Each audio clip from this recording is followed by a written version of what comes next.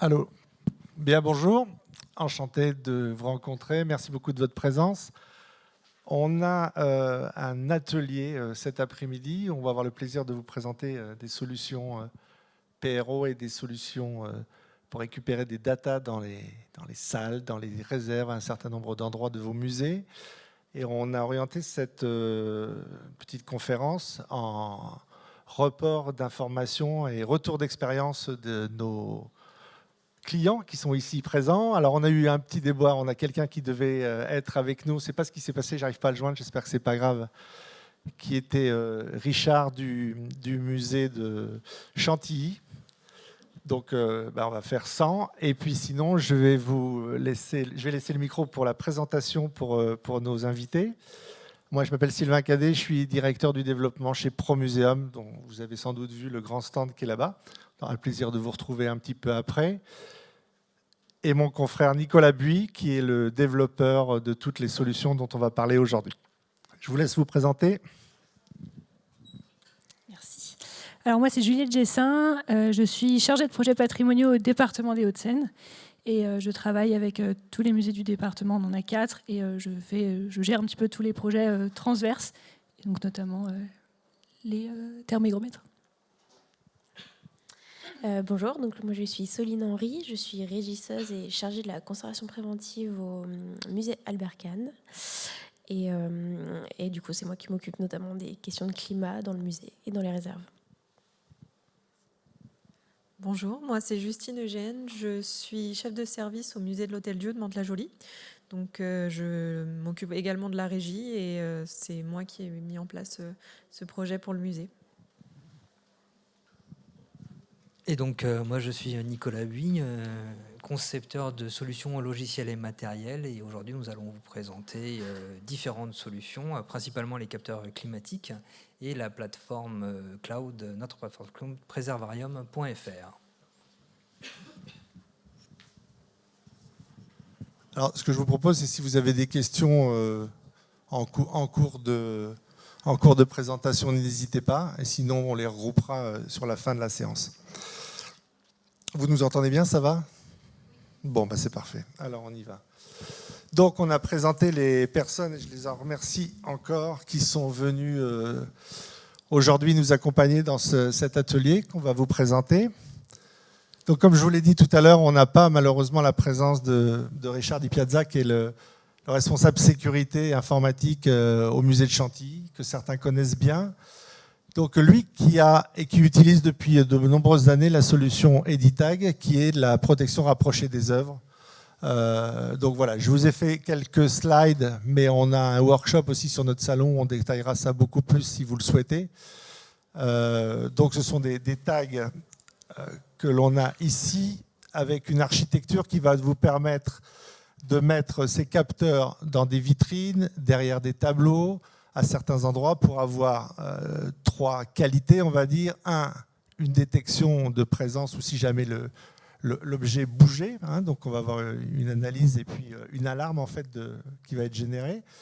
Deuxième qualité de ces articles-là, ils sont récupérer la température qu'il y a aux endroits sur lesquels vous les mettrez. Et puis, la troisième possibilité, l'hygrométrie. Donc ici, vous avez une architecture, elle était plus parlante parce que Richard l'aurait commenté, où vous pouvez avoir, ici on le voit, je crois que j'ai fait un slide derrière, voilà, où vous avez une plateforme sur laquelle vous allez avoir l'ensemble des salles qui est représenté et les capteurs qui sont matérialisés par des petites croix ou des petits points verts quand tout va bien et des points rouges quand il se passe quelque chose, soit un dépassement de seuil, température ou hygrométrie, soit une détection d'un mouvement de l'œuvre qui voudrait dire qu'elle est éventuellement modifiée d'endroit ou qu'elle bouge. Donc là, on le voit sur la droite, sur ma droite à moi, le capteur qui devient rouge. Voilà. Nico, ta partie un petit peu plus et on va solliciter nos partenaires. Alors, pourquoi aujourd'hui surveiller le climat en fonction de vos postes et préoccupations? Il y a différents sujets. Ça peut être les réserves, est-ce que trop sèche, trop humide, des dégradations sur les œuvres, de l'expo, des vitrines, du bâtiment, de l'audit climatique. Aujourd'hui, il y a beaucoup de sujets. Sur pourquoi monitorer, pourquoi avoir de la data. Ça peut être de la data avant des travaux, ça peut être de la data pendant des travaux, ça peut être de la data pendant l'exploitation d'un site. Aujourd'hui, dans la conservation, on va monitorer par rapport aux facteurs risques, principalement. De l'humidité trop élevée, vous pouvez avoir des développements fongiques, ou d'humidité trop basse, des sèchements, craquelures, fragilisation, les températures instables, de la dilatation, ça entraîne de la fatigue des matériaux et des avaries, lumière excessive, décoloration, dépigmentation, etc. Et les vibrations, les micro-fissures et des dégâts structurels. Aujourd'hui, on constate que 70% des dégradations sont liées à l'environnement qui n'est pas stable. Que plus ou moins 5%, on considère que c'est stable pour les collections mixtes. En dessous, c'est mieux. Au-delà, ça peut être dangereux et voire irréversible pour certaines collections. 24 heures de délai max en termes de crue. Vous avez une crue, une inondation pour traiter vos œuvres. Après, il y a des dommages généralement irréversibles. Aujourd'hui, on vous propose une solution qui permet d'avoir 100% de traçabilité sur vos datas, une exploitation graphique et des données brutes. Alors, on peut peut-être demander, on va commencer par vous, quels étaient vos impératifs, quelles étaient vos contraintes et quel était votre cahier des charges et vos préoccupations premières? Alors, nous, on fonctionnait avec un système de capteurs à relevé manuel. On se déplaçait avec un petit carnet pour capturer le climat d'un instant T. Moi, aujourd'hui, je représente le musée, mais les archives sont aussi dans le projet avec nous, puisque il nous fallait un logiciel qui puisse faire et les archives et le musée. On est quand même... La mairie. Et la mairie, donc les archives. On est quand même une petite équipe, donc on bouge beaucoup de site en site. Et avec le relevé manuel, le problème, c'était que, admettons, il y a un dégât des eaux, parce qu'on est en bord de Seine, parce que voilà, il y a eu beaucoup de pluie. Comment le savoir? On ne le savait pas forcément. Il fallait y aller pour voir sur un site où on n'était pas censé aller selon le programme tout de suite. Donc on avait besoin d'automatisme pour pouvoir mieux contrôler notre climat par rapport à nos contraintes d'organisation. Donc c'est ça le besoin primaire. Et par la suite, on a vraiment essayé de réfléchir à la définition de nos besoins, puisque il y a ce besoin de surveillance, il y a ce besoin d'automatisme, mais il y a aussi le besoin de facilité d'accès à l'information qui s'est fait ressentir. Donc ça a été pour nous une recherche de ce qui est le plus pratique par rapport à ces problématiques. Une problématique aussi avec votre système d'information et votre direction de système informatique. Tout à fait, parce qu'en fait, il fallait que le logiciel il soit mutualisé pour nos deux services, sauf que nos bâtiments sont tous différents. Et par exemple, la mairie a accès au Wi-Fi. Nous, dans nos bâtiments, les murs sont très très épais, ce qui fait qu'on n'avait pas accès au Wi-Fi, on n'avait pas accès à la technologie par radio, parce que voilà, ça ne fonctionnait pas. Donc il nous fallait aussi une solution pour ça. Oui, je vais juste rebondir sur les besoins. Donc, quand la ville de Mantes-la-Jolie nous a contactés, on était donc sur 3 sites, la mairie, les réserves, le musée, les archives, géographiquement distants, avec des problématiques de communication assez délicates, surtout pour les réserves de Mantes, qui sont au sous-sol, dans du béton armé très dense, où les réseaux téléphoniques passent pas, ou voire très difficilement. Je crois que vous aviez eu d'autres propositions qui se sont malheureusement retrouvées infructueuses ou non fonctionnelles. Et sur ce site-là, nous, on a proposé de déployer un capteur NB-IoT, donc narrowband, qui fonctionne sur les réseaux 4G, mais du fait de sa fréquence étroite de transmission, porte très très, très loin. Aujourd'hui, on a des portées jusqu'à 20 km d'une antenne cellulaire. Ces capteurs sont complètement autonomes, n'ont pas besoin de passerelles sur site. Ils ne sont pas comme le Zigbee, le Wi-Fi ou les LoRa. Ils sont complètement indépendants et ils sont sur batterie et avec une autonomie de 5 ans. Et pour la DSI, quand on a été en contact avec la DSI de Mantes, ils ne voulaient absolument pas d'interaction entre les réseaux climatiques et les données informatiques des bâtiments. Et sur les réserves, de toute façon, du Val-Fouré, il n'y avait pas de réseau. Donc il fallait de toute façon trouver une solution. Soline, de votre côté, quel était votre cahier des charges, votre démarche? Quel était ce qui vous a amené à faire évoluer votre recherche et à finir le cahier des charges qu'on a Alors, réussi à traiter nous, on ensemble? avait des petits capteurs enregistreurs donc, qu'il fallait relever de manière... Bon, après, c'est nous qui déterminons la fréquence, mais qu'on relevait de manière hebdomadaire. Sauf que le musée Albert Kahn est réparti sur plusieurs bâtiments sur 4 hectares. Donc, tous les lundis, ça représente plusieurs heures de tournée de tous les capteurs, de relever des données, et puis ensuite de génération des graphiques presque manuels, on va dire. Et donc c'était très chronophage. Et donc comme Justine, parfois on loupe un événement puisqu'en fait on faisait de l'analyse a posteriori et pas en direct. On n'avait pas du tout les données à l'instant T, ou alors il fallait se déplacer pour faire un relevé manuel. Donc il nous fallait une solution connectée où on pourrait consulter les données et les mesures en direct à tout moment. Et également recevoir des alertes quand le climat dérive et qui n'est pas conforme au seuil de conservation qu'on a fixé. Ok, Nico, tu veux poursuivre? Pareil, je vais... Juste pour compléter ce que disait Soline, parce que donc, le musée Albert Kahn fait partie du département des Hauts-de-Seine, et donc c'était un projet global, et les problématiques qu'elle a présentées sont effectivement les mêmes pour le château de Sceaux et la maison de Châteaubriand, mais c'est vrai qu'on avait aussi un gros problème avec notre service informatique qui refusait complètement qu'on intègre un système qui touchait au Wi-Fi ou au réseau. Donc l'objectif, c'était de trouver quelque chose qui ne passait pas du tout par ça. Et pareil aussi, comme tu as pu le dire avant, le château de Sceaux, par exemple, les réserves sont sous terre et on est entouré d'arbres très grands et très vieux.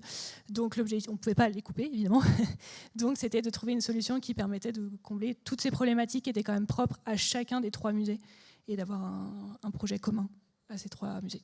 Oui, alors au départ, c'est vrai que sur Albert Kahn, on n'était pas du tout parti vers la solution finale, qui est la même que pour la ville de Mantes, une solution NB-IoT. On était parti sur du capteur en local avec Passerelle parce qu'au départ, on avait évoqué des problématiques de réseau avec déjà des tests infructueux sur d'autres technologies radio qui ne passaient pas du fait de structure métallique à certains endroits. Et donc on s'est dit, pas de risque, on met de la passerelle locale, on fait des petits sauts de puce, donc vraiment des capteurs liés avec une passerelle à proximité pour être vraiment avoir une tranquillité d'esprit sur la transmission des capteurs, transmission des données. Et puis on a eu un refus ferme et catégorique de la DSI, pas d'interaction sur les réseaux. Donc on était bien embêtés. Donc on s'est dit, bon, on va quand même essayer le NB-IoT. On a mis des capteurs en démonstration. Le musée Albert Kahn a fait toutes les salles. On a bien validé qu'on avait un bon niveau de signal radio partout, que toutes les données arrivaient avant de déployer cette situation. Et pour le château de Sceaux, alors on avait problème de DSI bien évidemment, mais aussi un autre problème, c'est-à-dire que dans un bâtiment patrimonial comme ça, on ne va pas s'amuser à faire des trous partout pour passer du réseau et du secteur dans un bâtiment qui n'est pas équipé. Donc pour nous, il était déjà évident pour le château de Sceaux qu'on n'allait pas passer sur du LoRaWAN ou du Zigbee ou du Wi-Fi parce que le bâtiment n'était pas équipé et on n'allait pas faire des trous partout. Donc c'était évident que NB-IoT était la solution pour le château de Sceaux. Pareil, on a envoyé des capteurs de démo, ça a été validé dans les caves, dans les différents locaux. Et donc globalement, les Hauts-de-Seine sont équipés entièrement en NB-IoT.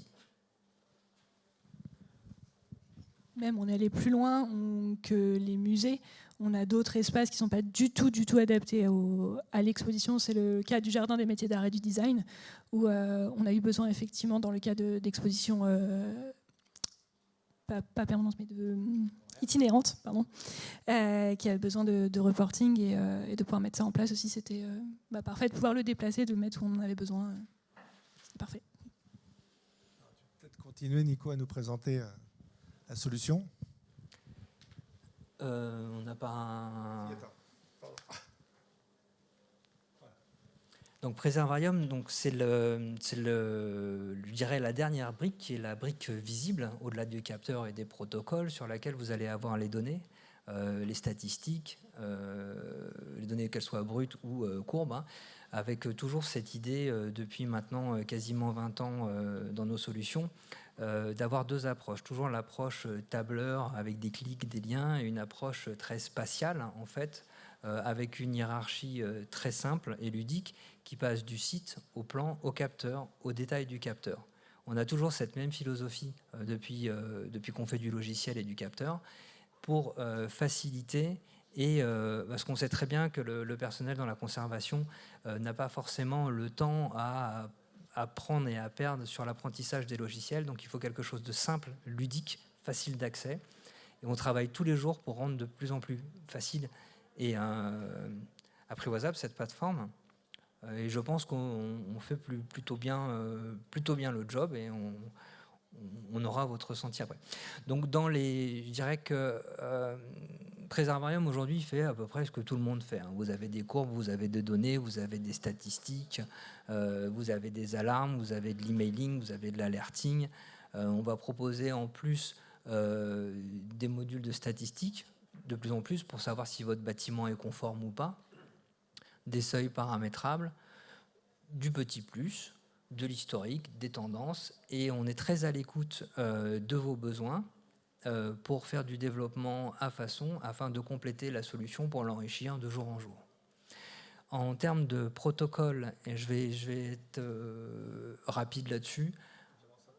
Ouais, alors bon, bien sûr, donc dans notre gamme de capteurs Artelio, vous avez du climatique, température, humidité, clairement, aussi vibration, mouvement, chute, inclinaison, des ouvertures qu'on peut piloter des interfaces filaires et on peut aussi piloter du matériel de régulation, aussi bien par exemple des fluxors qui sont des appareils pour réguler l'hygrométrie des vitrines par polymère poreux, je ne vais pas rentrer dans le détail non plus, et des désus ou des humidificateurs de salle. On peut récupérer la data et les piloter à distance. L'idée de Préservarium, c'est de faire une plateforme globale, aussi bien pour remonter vos capteurs, remonter vos PRO, vos alarmes, et piloter les équipements de vos salles. Ça se veut une solution de gestion globale, facile.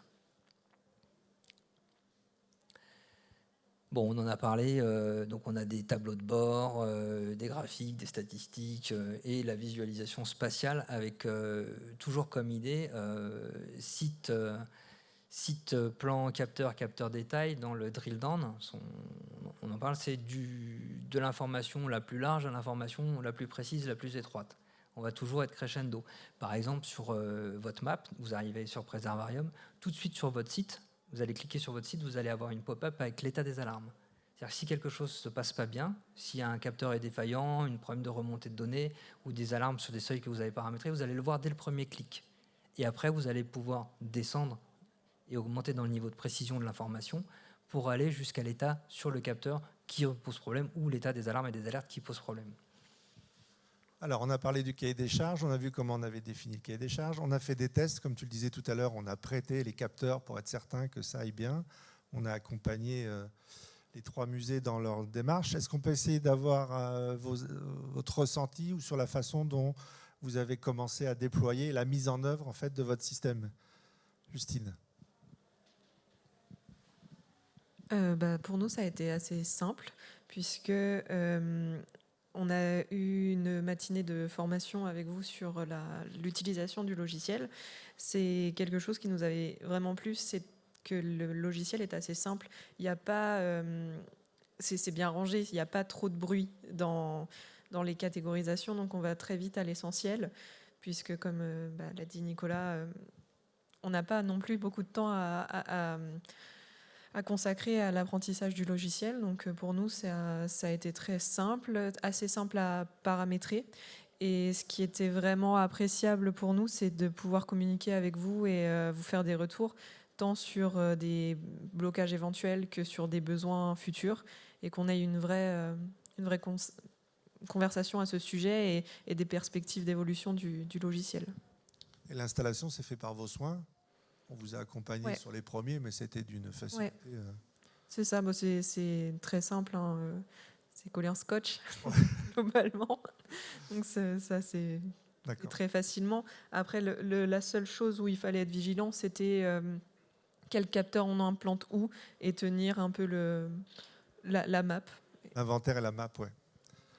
Pour mettre les capteurs là où il fallait, on a revu un petit peu notre modèle parce qu'il y a des endroits où il nous semblait plus opportun d'en mettre plus 1, moins 1, etc. Donc on l'a fait en temps réel. Soline ? Oui, c'est très facile, effectivement. En fait, on reçoit le capteur, il est déjà paramétré, il est déjà affiché par Nicolas dans le logiciel. Donc, on n'a plus à le mettre à l'endroit où on souhaite l'installer. Le placer nous-mêmes, du coup, sur notre petite map, sur nos plans qu'on a transmis à Préservarium. Et puis, voilà, on localise, on renomme nos capteurs, on fait les paramétrages des seuils. C'est assez intuitif, c'est assez facile d'utilisation. On peut ajouter des utilisateurs. Donc, c'est vraiment... Voilà, c'est très, très facile. Alors là, vous êtes 3 utilisatrices d'Île-de-France, hein, mais on a des gens qui travaillent un peu plus loin. Évidemment, tout se fait en visio. On n'a pas besoin forcément d'être présent, hein, parce que là, c'est un peu du luxe qu'on se voit et qu'on installe ça ensemble. Mais on le fait tout à fait à distance, aussi facilement que ça. Alors pour le coup, moi, j'aurais pas grand-chose à rajouter là-dessus parce que c'était plus les chargés de mission qui sont directement dans les musées qui se sont occupés de l'installation. Donc pour le coup, les retours sont quand même tous homogènes à ce que pense Soline sur la maison de Châteaubriand, qui était très content d'avoir un outil comme ça, hyper simple à utiliser, à mettre en place, parce qu'eux aussi ont beaucoup de problématiques là-dessus. Et le Château de Sceaux aussi était ravi, et aucun retour négatif, en tout cas, sur l'utilisation et l'installation. Tes premières sensations dans l'utilisation et tes premiers pas avec, et comment tu as appréhendé, comment tu utilises aujourd'hui? Donc pour le coup, moi, je l'utilise plus donc, sur le jardin des métiers d'art et du design. Donc pareil, très simple. Donc nous, on n'en a qu'un seul sur le lieu qui est positionné en cas de besoin. On n'a pas de réserve, on n'a pas de lieu d'exposition permanente. Donc il sert vraiment en fonction des besoins spécifiques. Donc très simple de le poser à un endroit et de commencer à faire du relevé quand on en a besoin et de le reporter en fonction des documents à fournir. Tu t'es déjà approprié le système et tu arrives à faire tes propres paramétrages? Tout à fait. Comme tu disais, tu avais une première expérience là-dessus avec un... Donc effectivement, sur l'arrivée d'une exposition avec le CNAP qui va arriver prochainement au mois d'octobre au Jardin des métiers d'art. Et donc pareil, ils ont des problématiques de conservation, donc ils nous ont demandé certaines normes qu'on a pu leur délivrer effectivement grâce à ce thermohygromètre. Soline, tes premiers pas avec la solution? Alors, on les a reçus il y a peu de temps, donc tout n'est pas encore paramétré, tout n'est pas encore... il faut encore affiner l'utilisation de la plateforme. Ce qui est assez agréable, c'est le système de ticketing. Donc, dès qu'on a un problème, on détecte un bug ou on a une question sur l'utilisation ou une idée de développement de fonctionnalité, on peut faire un ticket et ça, c'est agréable parce que du coup... Nicolas est assez ouvert au développement de nouvelles fonctionnalités, donc c'est très agréable parce qu'on vraiment personnalise la plateforme à nos usages, donc c'est très agréable. Alors, ce qu'il faut dire aussi, peut-être à titre commercial aussi, mais c'est qu'il n'y a pas de licence de maintenance sur ces systèmes-là. D'accord? C'est-à-dire que vous achetez les capteurs et après, tout l'échange dont parlait Soline à l'instant, c'est un échange interactif, mais il n'y a pas tous les ans un ticket supplémentaire à régler pour avoir une maintenance ou un accompagnement supplémentaire. Il est intégré dans la solution qu'on vous propose dès le début. Est-ce que tu peux nous parler aussi des premiers pas? Oui, alors effectivement, très simple à installer. Globalement, à part quelques petits problèmes de scotch à l'arrière, il n'y avait pas eu de sujet. On a augmenté notre nombre de capteurs, parce qu'effectivement, la solution, elle convenait et on a détecté avec vous des besoins supplémentaires dans nos équipements. Donc voilà. Et sur la prise en main du logiciel, c'est vrai que le logiciel, il est pensé pour les musées. Alors, c'est pas, nous, sur toutes les solutions qu'on a envisagées, elles n'étaient pas toutes vraiment spécialisées musées. Il y en a qui faisaient aussi de l'industrie. Et sur l'utilisation et l'apprentissage du logiciel, on voit une vraie différence, puisque là, c'est affiché en gros nos besoins. Donc, on les retrouve très facilement. Et voilà, comme je disais tout à l'heure avec Nicolas, si je devais faire un retour là-dessus, peut-être une documentation avec les nouvelles mises à jour pour savoir un peu ce qui a été ajouté. Mais sinon, c'est super intuitif. Et j'ai pas grand-chose à dire finalement là-dessus, puisque c'est comme aujourd'hui, quand vous ouvrez vos mails, vous connaissez vos mails, la disposition des choses, donc ça va être un souci. Quel complément, Nicolas, là, sur... Oui, je dirais que en fait, pour arriver à ce niveau de facilité d'exploitation ludique, ça a été quand même beaucoup de travail. Si je fais un parallèle aujourd'hui avec une télécommande ou un smartphone, ce que vous voulez, c'est une utilisation facile et que ça marche tout de suite, mais vous ne voulez pas savoir derrière quel processeur ou quel langage parle le processeur. Vous voulez que ça fonctionne tout de suite et ça réponde à vos besoins. Et je pense, aujourd'hui, quand on a un retour d'expérience aussi positif que cela, je pense que on a fait le taf. Et que chaque jour, on améliore la solution. Céline le soulevait. Alors, la doc, je suis d'accord, c'est pas mon fort. Aujourd'hui, on fait en moyenne 2 à 3 matchs par semaine, ce qui est énorme, je pense, sur un logiciel métier. On essaye d'être au plus proche des exploitants, pour en faire une plateforme métier, mais qui reste quand même très ouverte. Je vais en parler un petit peu après. Dans nos échanges, depuis même le peu de temps que vous exploitez les capteurs, on a déjà fait des développements spécifiques qu'on a mis en place. Donc oui, on est à l'écoute, on est friand de ça. Moi, j'aime faire avancer les choses. Et la solution avance au jour le jour. Aujourd'hui, si vous choisissez Presarium, vous ne resterez pas figé dans une solution. Ça va évoluer tous les jours. Chaque semaine, vous aurez des nouvelles fonctionnalités. Chaque semaine, on répond à des nouveaux besoins. Et c'est comme ça depuis 20 ans. Quelques mots ? Oui, quelques mots. On a beaucoup parlé de NB-IoT, de Narrowband, qui, pour moi, est vraiment la solution actuelle et du futur, surtout si vos copains de la DSI vous ennuient. Avec ça, vous êtes indépendant.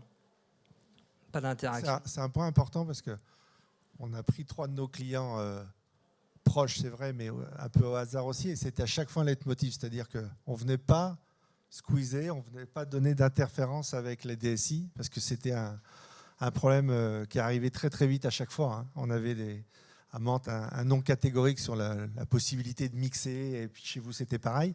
Donc là c'est très très important que vous entendiez que le système est complètement autonome et ne vient pas perturber telle ou telle organisation informatique. Oui, et donc je repars, on a beaucoup parlé de NB-IoT, et donc on se rend compte, même la semaine dernière encore, j'étais avec des DRAC au téléphone, et sur une fameuse abbaye dans le sud de la France, où grosse réunion, ils ont déjà du LoRaWAN en place, mais la DSI veut absolument enlever ça de leur réseau.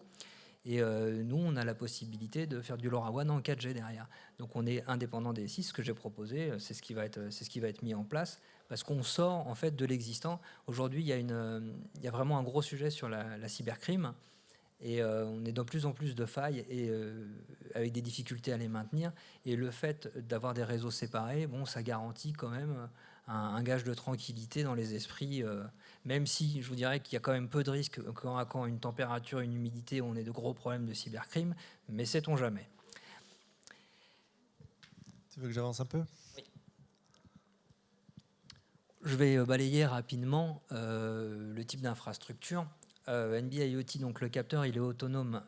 Sa seule dépendance, c'est le fournisseur d'accès et les antennes GSM. Donc, par exemple, dans le coût de l'exploitation, sur le capteur NB-IoT, le seul coût que vous aurez, c'est la batterie et l'abonnement carte SIM. Au départ, quand ça part de chez nous, vous avez 5 ans. Nous, on est basé sur un abonnement de 5 ans et une autonomie de 5 ans, parce que quand on fait une mesure toutes les 10 minutes et un push des données toutes les 3 heures, quand on envoie les données sur le serveur toutes les 3 heures, on sait que la batterie dure plus de 5 ans. Donc, vous partez pour 5 ans avec un capteur. Donc, on a tablé sur un couple batterie-abonnement 5 ans. Et au bout de 5 ans, les seuls 2 coûts qu'il y aura à prévoir, c'est la batterie et l'abonnement. Donc le capteur, il est autonome, il se connecte aux antennes GSM qui remontent directement sur Presarvarium via les réseaux mobiles. Et après, vous, depuis votre PC, votre smartphone, votre tablette, vous accédez à Presarvarium. Le modèle B, le LoRa. Alors, on a différents modes. Je pense que tout le monde connaît. Enfin, vous avez déjà entendu parler des capteurs LoRaWAN. Ça vous parle pas trop. Ce sont des capteurs radio long range et WAN pour le réseau. Donc c'est un réseau maillé où on a des passerelles, et tout capteur peut remonter sur des passerelles, et les capteurs sont filtrés au niveau des serveurs. Bon, je ne vais pas trop rentrer dans les détails, mais grosso modo, vous avez plein de capteurs qui remontent sur des passerelles, publiques ou pas, ou des passerelles privées, et qui remontent sur un serveur LoRaWAN, et ensuite ça va sur vos serveurs de données. Donc c'est une infrastructure qui est un petit peu plus complexe que le NB-IoT, qui est plutôt point à point, d'accord ? Et on a la possibilité pour le LoRaWAN, comme je le disais juste avant, pour ne pas l'inclure dans vos réseaux, pour ne pas avoir de l'interaction, de la mettre sur un modem 4G qui est indépendant. Et on remonte ensuite vers Preservarium. Toujours pareil, interface web depuis votre smartphone, tablette ou PC. Ensuite, Preservarium, c'est aussi une brique locale. Quand on va avoir, par exemple, des déshumidificateurs, humidificateurs de salle ou des capteurs qu'ici, je vais nommer radio-filaire, radio pour protocole propriétaire ou filaire type Modbus. Okay, interface de terrain AS485, vous avez des systèmes industriels un peu vieillissants. On a la possibilité de s'y interfacer pour remonter tout sur Preservarium qui se veut une plateforme de pilotage de mesure globale. On en a parlé donc au début, toujours cette navigation drill down, donc site, salle, plan, capteur. Alors là, on sait un petit peu le résumé de tout ce qu'on vient de se dire, hein, c'est-à-dire les questions qu'il faut se poser, hein, on les a vues, surtout la définition très précise. On a passé beaucoup de temps avec vous à bien définir les besoins pour y coller au maximum et pas se tromper. Et pas voir des contraintes au dernier moment qu'on n'aurait pas appréhendées. Donc ça, c'était important. Après, comme vous l'avez dit, hein, on a vu toute la partie avec les DSI. Où est-ce qu'on allait installer ça? Et les lieux étaient importants, on l'a bien vu aussi. Et puis un petit peu tout cet accompagnement. Aujourd'hui, après quelques... Alors c'est vrai que vous n'avez pas une grosse expérience. Hein. Notre ami Richard l'aurait pu se dire, puisque lui, il a le système depuis un peu plus de temps. Comment on pourrait définir ou conclure sur cette prise en main de ce nouveau système pour vous? Faciliter, ce que ça vous a apporté, etc. Alors oui, assez simple effectivement à mettre en place. Je pense que Soline pourra plus facilement en parler parce que j'ai pas eu beaucoup de temps à mettre dessus ces derniers temps. Donc peut-être plutôt te laisser la parole, Soline, là-dessus. Donc du coup, la mise en place a été très simple. Moi, ce que j'apprécie, c'est qu'il y a vraiment des pistes de développement. Donc c'est plutôt réconfortant pour la suite de l'exploitation de la plateforme et des capteurs. Alors pour le coup, nous, quand on a exprimé nos besoins, on était resté assez large parce que on avait notre cahier des charges, évidemment, mais on restait assez large parce que justement, on avait du mal à réellement les définir, puisqu'on passe quand même du petit carnet et puis du relevé manuel à un outil bien plus évolué. Donc, pour nous, le vrai plus, c'est cette plateforme Preservarium qui évolue et qui nous a permis aussi de prendre conscience de besoins au fur et à mesure de l'utilisation. Et en discutant avec l'équipe, pour nos nouveaux besoins qu'on n'avait pas précédemment identifiés, il y a des possibilités qui vont arriver dans les prochains mois. Donc c'est super intéressant d'avoir un outil qui devient de plus en plus performant et de plus en plus adapté à ce qu'on recherche. Oui, alors je voulais juste revenir sur un tout petit point pour conclure. Alors on a une approche sur les dossiers assez différente. Par exemple, la ville de Mantes n'a pas eu de capteur en démonstration pour essayer ils ont été accompagnés vraiment pendant toute la phase du dossier, jusqu'à la formation et au déploiement des premiers capteurs, alors que les Hauts-de-Seine ont eu du matériel de démonstration, et puis après, je pense qu'ils ont jugé utile qu'ils n'avaient pas besoin de nous pour installer les capteurs. Parce que comme la solution est assez simple, ils se sont débrouillés comme des grands. Si je peux rebondir sur ce que tu dis, effectivement, nos musées, et notamment Chateaubriand et Sceaux, étaient très frileux de ce genre de capteur, pour être tout à fait honnête, parce que du fait d'être dans une très grosse administration, on a eu quand même beaucoup d'essais et parfois d'échecs. Ce qui fait qu'ils étaient très frileux, il y avait beaucoup de questions. Et le fait d'avoir pu avoir ces thermohygromètres en test, ça les a énormément rassurés. Et c'est vrai qu'aujourd'hui, ils sont ravis d'avoir pu le mettre en place. Mais cet essai était pour nous indispensable. Donc effectivement, toi, Soline, tu avais déjà beaucoup parlé avec vous sur toutes les questions. Mais c'est vrai que quand on a décidé d'ouvrir ce projet à l'échelle de tous les musées du département, on a eu un peu une frayeur auprès de ces autres musées qui, malgré tout, n'ont pas la même échelle non plus qu'Albert Kahn et ont tendance à être pas toujours mis sur le même niveau au sein du département. Donc, étaient quand même très rassurés et ont beaucoup apprécié cet accompagnement qu'on a pu avoir. On a fait plusieurs réunions avec vous où il y a eu énormément de questions de poser. Visio, voilà, beaucoup de visio pour répondre à leurs inquiétudes qui étaient quand même malgré tout très présentes du fait de cette DSI aussi qui était très frileuse. Vous en parliez tout à l'heure, mais c'est vrai que l'année dernière, on a été victime d'une très grosse cyberattaque au sein du département des Hauts-de-Seine. Et donc la DSI, quand on a commencé à leur dire on veut mettre des thermohygromètres, ils nous ont dit ah non, tout de suite non si c'est sur le réseau. Donc d'avoir trouvé cette solution, pour nous, c'était génial. Voilà. Pour conclure, c'est fastoche et sécure. Voilà, donc ce qu'on voulait vous présenter aujourd'hui, sur notre stand, vous pourrez voir un peu plus, entre aujourd'hui et demain, des précisions sur la technologie en tant que telle. Et puis vous nous retrouverez, on doit être en B20, je crois, si je ne me trompe pas, ou B17, ouais, pour vous accueillir, pour répondre à toutes vos questions. Maintenant, je pense qu'on a encore un petit peu de temps. Je ne sais pas, gardien du temps, je ne sais pas combien il nous reste de temps. 10 minutes, ouais, c'est merveilleux. Est-ce que vous avez quelques questions? Est-ce que vous avez des interrogations? Oui.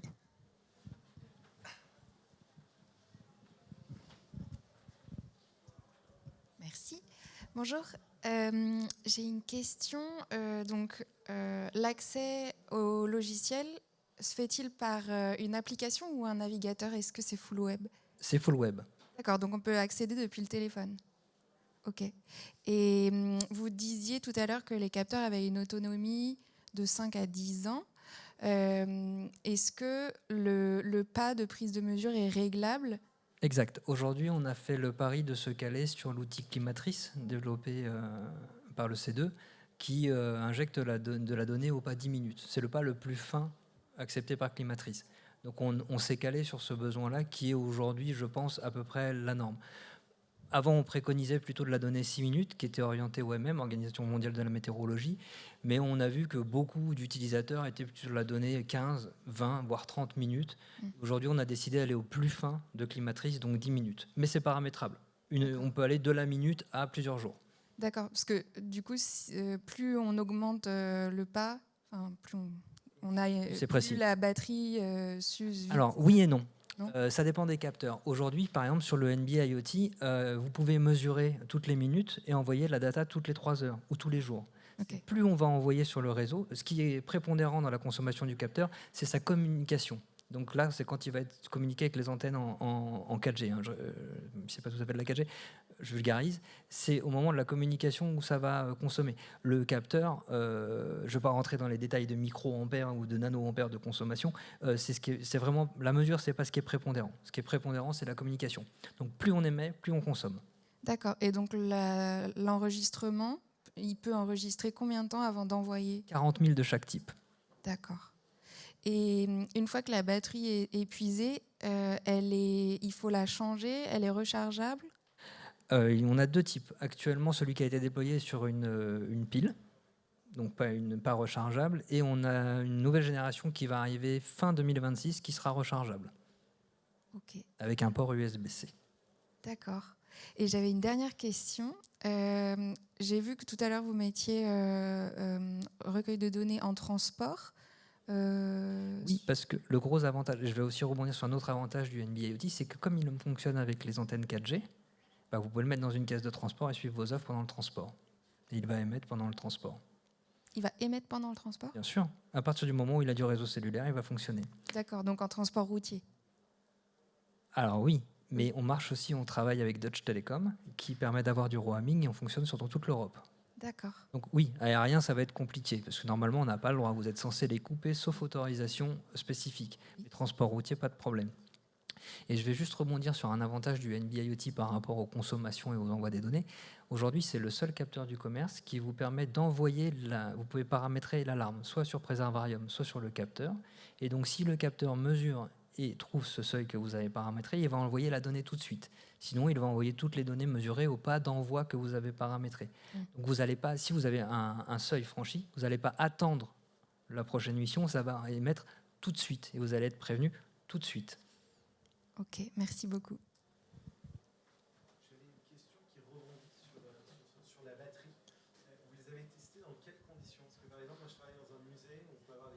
un certain hall assez embêtante où il doit faire 0 degré. Et par exemple, les capteurs qu'on utilise actuellement nous lâchent. Est-ce que vous les avez testés dans les conditions extrêmes?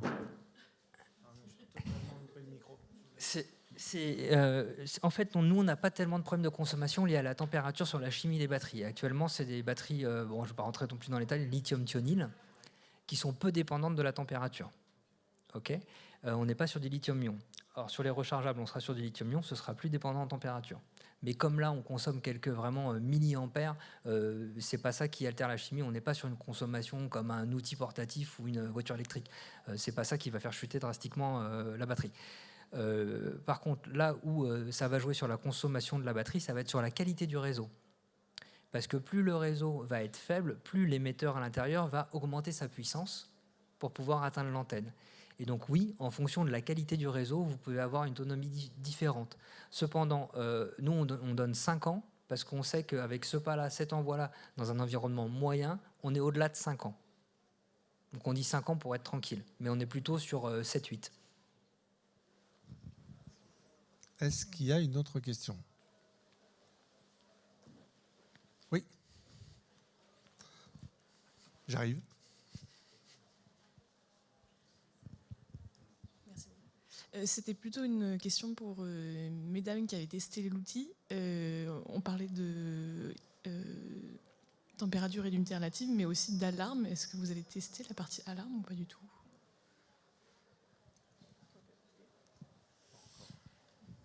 J'ai testé, c'est encore à affiner le paramétrage, mais on reçoit des alertes par mail et on peut décider aussi à qui recevra les alarmes. Donc, par exemple, j'ai des chargés de collection dans mon équipe qui s'occupent de typologies spécifiques, donc sur telle réserve, ce sera que eux qui recevront les alertes, et sur une autre typologie, ce sera d'autres personnes qui recevront les alertes. Ça répond à votre question? Je pense que le temps nous est imparti et terminé. Je vous invite, par contre, si vous n'avez pas eu toutes les réponses, je peux l'entendre, hein, on était contraints. Déjà, je tiens à remercier les gens qui ont participé à cette réunion. Ce n'est pas forcément facile de faire venir des gens comme ça. Je les remercie parce qu'on a bien travaillé, bien préparé.